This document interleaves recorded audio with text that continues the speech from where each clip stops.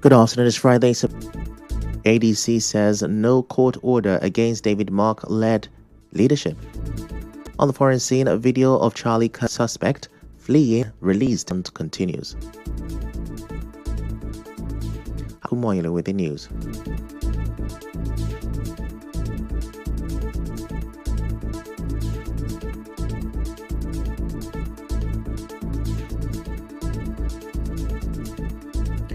The National Drug Law Enforcement Agency (NDLEA) in Rivers State says it has arrested 281 persons in Rivers State on drug-related issues from January to date. In an interview with correspondent Martha Okere, the NDLEA Assistant Commander of Narcotics, James Awoji, said of that figure, 226 are men and 55 are women. Awoji also said it seized about 875 kilograms of narcotic and psychotropic substances.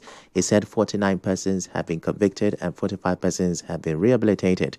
He called for the establishment of more rehabilitation centers in River State to help victims recover and reintegrate into society. There is still need for more. We have one here that the state government is building for us, almost completed, I think, at the commissioning level now. But that will not solve the problem because the victims that are involved are many. And if you start picking them from streets to come and rehabilitate them, the one they are building cannot take all. So we need more of those rehab centers. The NDLEA Assistant Commander of Narcotics also said patrols have been introduced at the state borders to cut drug supply. We are introducing a patrol point where we prevent drugs from coming into River State. All the exit and entry in the state, where we will mount our boys and make sure that we prevent these drugs into coming to the state, because the menace is becoming something you and I are involved. Everybody is involved. But even at that, we still need state government to come in to really assist us in terms of logistics, because we need logistics to actually carry out this assignment effectively. In the aviation sector, the Nigeria Safety Investigation Bureau (NSIB) has revealed that an Air Peace pilot and co-pilot who flew the aircraft involved in a runway excursion incident at the Port Harcourt Airport on July 13 tested positive for alcohol. NSIB announced in a preliminary report on Thursday, signed by Director of Public Affairs and Family Assistance at the NSIB, Bimbo Oladeji. Recall that on July 13, an Air Peace plane veered off the runway after landing at the Port Harcourt International Airport. All passengers and crew disembarked without injury. The investigator described the incident as an unstabilized final approach. It said a toxicological test was conducted on the flight crew at River State Hospital Management Board, Department of Medical Laboratory, Port Harcourt on July 13, and they tested positive for some substances, including indicators of alcohol consumption. It also said a cabin crew member also tested positive for THC, the psychoactive component in cannabis. Meanwhile, Air Peace says it is yet to receive any official communication from the NSIB more than a month after the incident. The airline, in a statement, emphasized its strict alcohol and drug policies, which it says go beyond regulatory requirement, and reaffirmed its commitment to transparency and safety. Air Peace said following the incident, it grounded the flight captain for breaching crew resource management (CRM) principles and disregarded standard go-round procedures recommended by the co-pilot. The airline stressed that this disciplinary action was unrelated to any alcohol test result, which have not been officially communicated. It also said the first officer, commended for his professionalism during the flight, has been cleared by the Nigeria Civil Aviation Authority (NCAA) and reinstated to active duty. Air Peace said this was proof that he was not involved in any drug or alcohol use. Now to politics. The Independent National Electoral Commission (INEC) says 14 associations have been cleared to proceed to the next stage of their applications to be registered as political parties in Nigeria. The National Commissioner and Chairman, Information and Voter Education Committee, Sam Olumeku, who disclosed this on Thursday after the Commission's meeting, said that 171 applications were received. The associations cleared are the African Transformation Party, ATP, All Democratic Alliance, ADA, Advanced Nigeria Congress, ANC, Abundance Social Party, ASP, African Alliance Party, AAP, Citizens Democratic Alliance, CDA, and the Democratic Leadership Alliance, DLA. Others are the Grassroots Initiative Party, GRIP, Green Future Party, GFP, Liberation People's Party, LPP, National Democratic Party, NDP, National Reform Party, NRP, Patriotic People's Alliance, PPA, People's Freedom Party, PFP.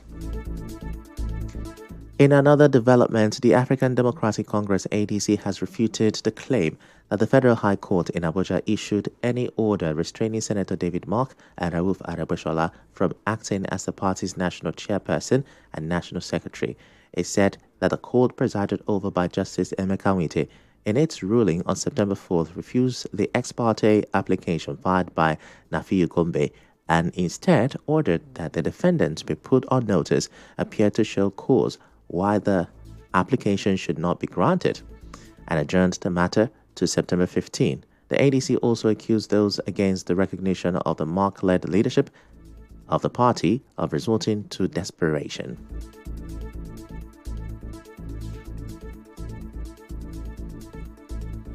Now, back home in River State, the countdown is on as we gradually get to the end of the state of emergency in River State. To refresh your memory, President Bola Tinubu declared the emergency rule in the state on the 18th of March this year. The declaration also suspended Governor Siminalayi Fubara from office and all lawmakers in the State House of Assembly. Barring any unforeseen circumstances or extension of the emergency rule, the governor is expected to resume office in a week's time. And as Governor Fubara prepares to return to office, the chairman of the Civil Liberties Organization in River State, Sonny Dada, wants him to audit the financial activities of the sole administrator.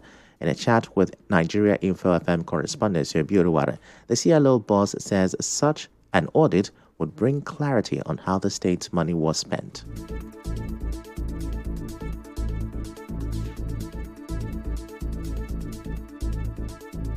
What exactly is the sole administrator doing? Is it just to sit over the monthly allocation, FAC allocation, and the IGRO? And that is why our recommendation is that once the emergency is called off, the first thing the governor should do is to set up a probe panel. Our FAC allocations and our IGROs in the last 6 months, how these allocations were used, which sector were they deployed to? However, a Port Harcourt-based public affairs analyst, Obinwa Kanwa, disagrees as he believes a probe is unnecessary. There wouldn't be any need for that, because if he does, it will escalate tension. It is not yet to Uhuru for either of the parties, especially the governor. Take it as his fate, and then play what I will call a formality match, because he has no stake in what is going to play out. You can't tell me the governor can come now and initiate a probe to challenge all that had transacted during the emergency rule. It will be like trying to ignite a volcano. Meanwhile, Lagos-based lawyer Liberus Oshoma supports a review of the emergency period, but doubts Governor Fubara will take such steps given his recent reconciliation with his political godfather. The House of the State Assembly called for scrutiny of the expenses, how much was received, what were they spent for, But I can tell you that it does not have to do that, because they say he who comes to equity must come with clean hands. Governor also has kowtowed to the whims and caprices of his estranged godfather. They will just consistently tell him the road not to tread, and if he treads on that road carefully, so that he can survive the remaining days of his administration. Elsewhere, Labour Party chieftain Peter Obi has met with former President Goodluck Jonathan in Abuja. Obi, a former governor of Anambra State, wrote on his X handle that the meeting was held behind closed door. Now, he did not disclose the full details of their discussion. We're going on a quick break. When we return, we'll tell you that resident doctors have started a warning strike. Stay with us. Port Harcourt, get ready. Something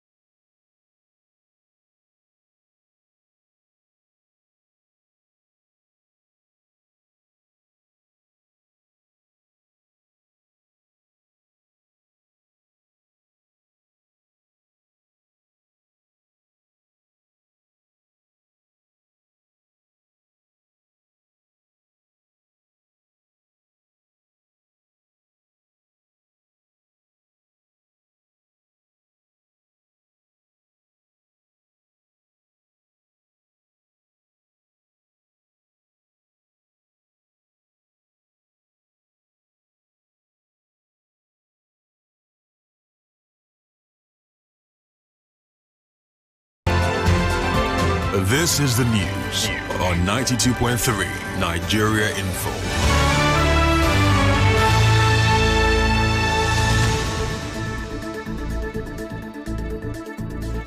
You're welcome back. The Rivers State government has denied any knowledge of secret employment in the state civil service. Earlier, a youth activist, Charles Shaja, accused the state government of carrying out secret employment, demanding accountability for funds received during the emergency period.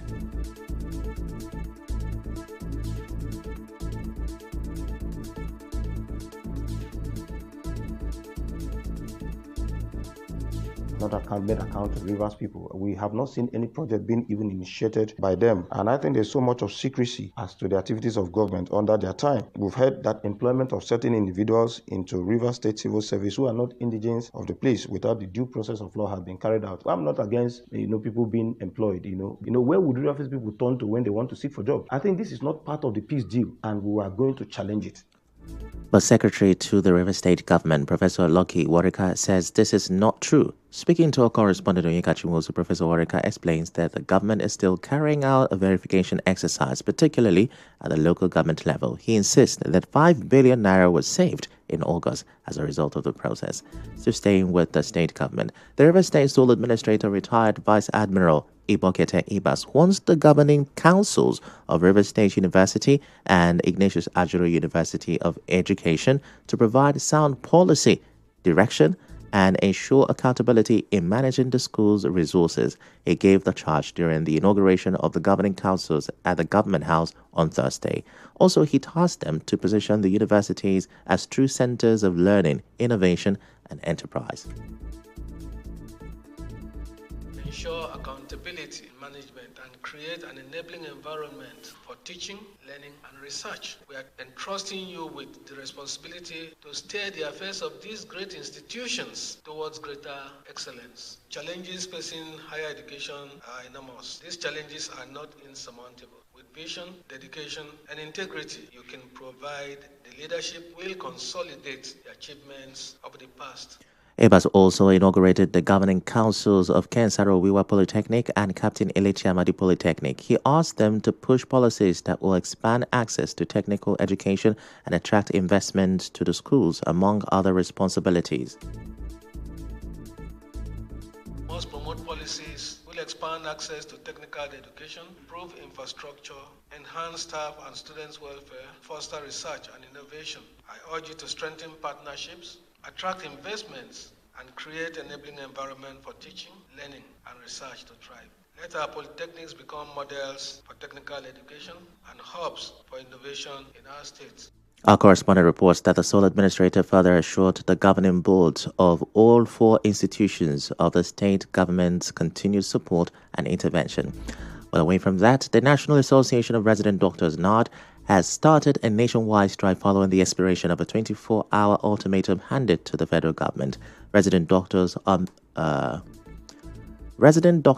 are medical school graduate training as specialists. On September 1st,